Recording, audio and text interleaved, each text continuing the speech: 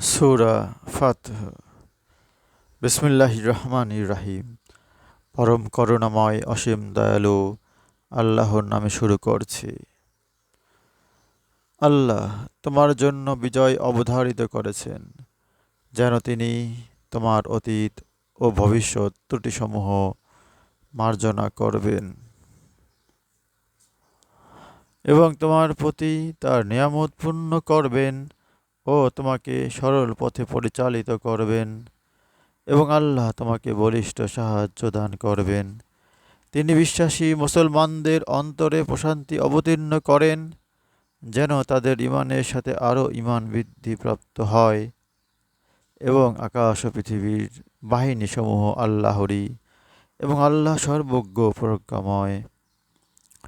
ঈমান এজন্য বেড়ে যায় যে তিনি বিশ্বাসী পুরুষ ও বিশ্বাসী নারীদের জান্নাতে প্রবেশ করাবেন, যার নিম্ন দেশে নদী প্রবাহিত, যেখানে তারা স্থায়ী হবে, এবং তিনি তাদের পাপ মোচন করবেন। এটি আল্লাহর দৃষ্টিতে মহা সাফল্য।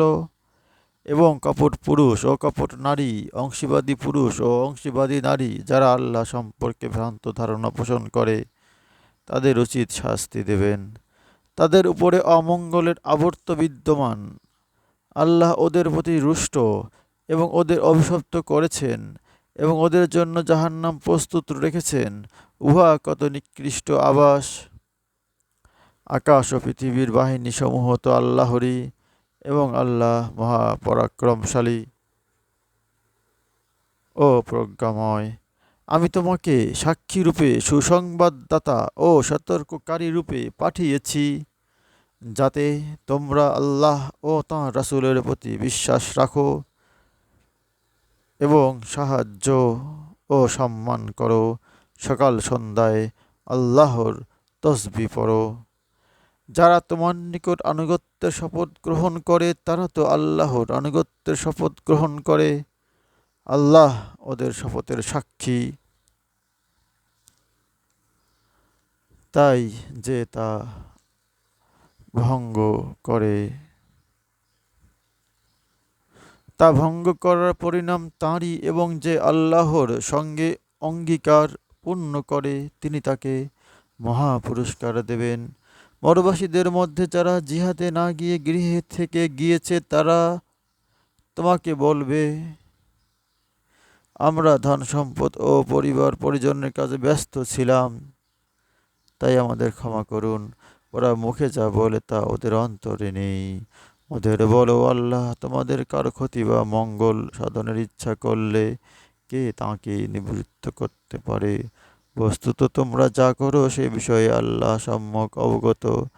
বরং তোমরা ধারণা করেছিলে যে রাসূল ও বিশ্বাসীগণ তাদের পরিবার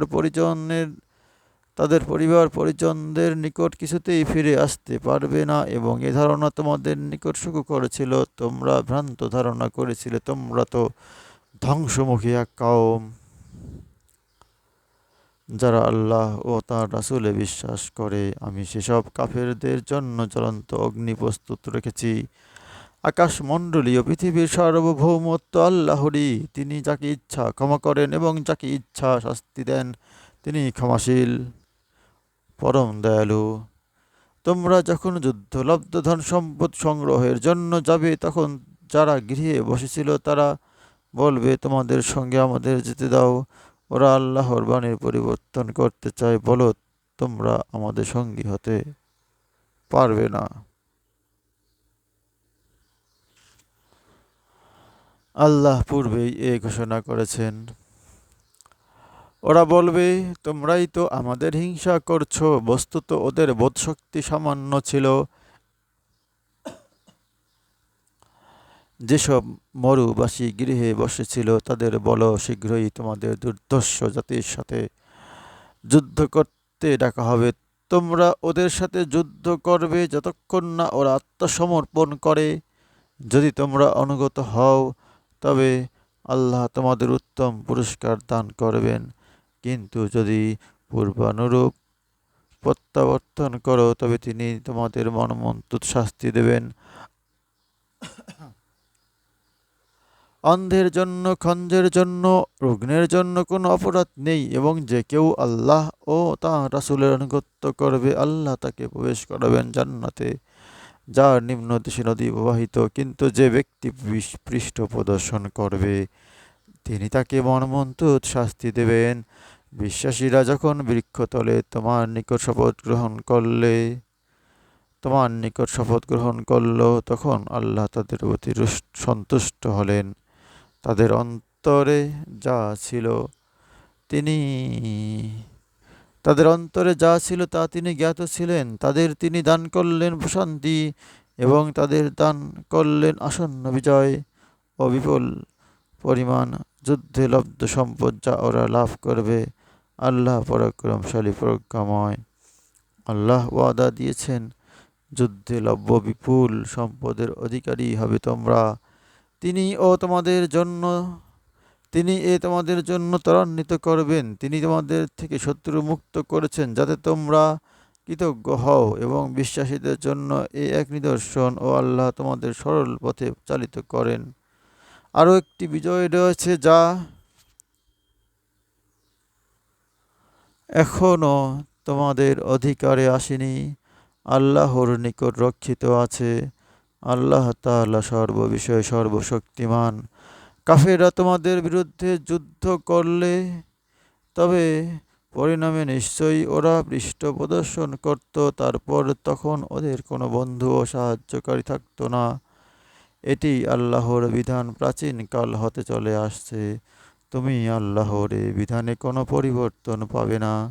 আমি মক্কা অঞ্চলে ওদের ওপর তোমাদের বিজয়ী করার পর ওদের হস্ত তোমাদের হাতে নিবারিত করেছি।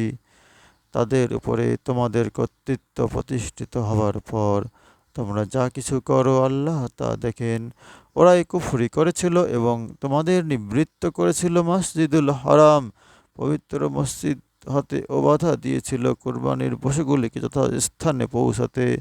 মক্কায় সত্য প্রত্যাখ্যানকারীদের মধ্যে কিছু সংখ্যক বিশ্বাসী পুরুষ ও নারী না থাকলে, যাদের অজ্ঞাতসারে হত্যা করলে তোমরা অনুতপ্ত হতে, তোমাদের যুদ্ধের আদেশ দেয়া হতো। যুদ্ধ নির্দেশ দেওয়া হয়নি, এজন্য যে তিনি যাকে ইচ্ছা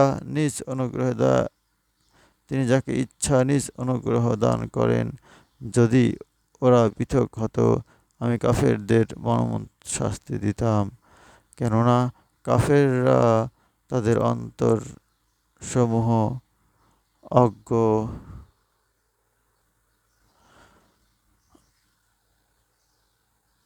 সুলভ যুগের ঔদ্ধত্য পোষণ করত। আল্লাহ তাঁর রাসূল ও বিশ্বাসীদের প্রতি প্রশান্তি অবতীর্ণ করেছেন। তাদের তাওহীদের নীতিতে সুদৃঢ় করলেন। তারা ছিল এর অধিকতর যোগ্য এবং উপযুক্ত। আল্লাহ সমস্ত বিষয়ে সম্যক জ্ঞান রাখেন। আল্লাহ তাঁর রাসূলের স্বপ্ন বাস্তবায়িত করেছেন। আল্লাহর ইচ্ছায় তোমরা অবশ্যই মসজিদুল হারামে কাবা শরীফে নিরাপদে প্রবেশ করবে।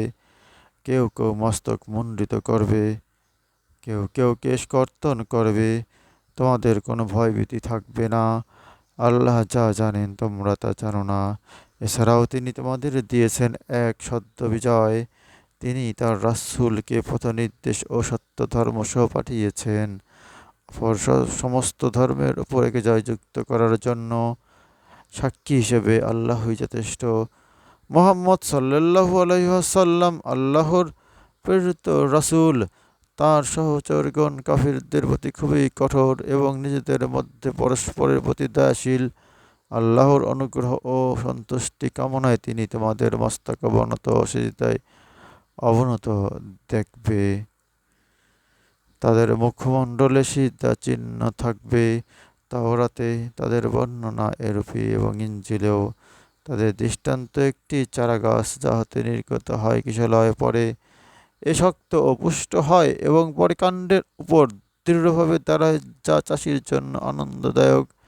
এভাবে আল্লাহ কাফেরদের অন্তর্জালা সৃষ্টি করেন। যারা বিশ্বাস করে এবং মুমিন ও সৎ কাজ করে, আল্লাহ তাদের ক্ষমা ও মহাপুরস্কারের প্রতিশ্রুতি দিয়েছেন। সূরা ফাতহ আয়াত 1 থেকে 29। হে আল্লাহ পাক, আমাদের কোরআন বুঝে পড়ার তৌফিক দান করুন। আমিন। সবাই চ্যানেলটিকে ফলো করুন, ইউটিউবে সাবস্ক্রাইব করুন, লাইক কমেন্ট শেয়ার করুন। আল্লাহ হাফেজ।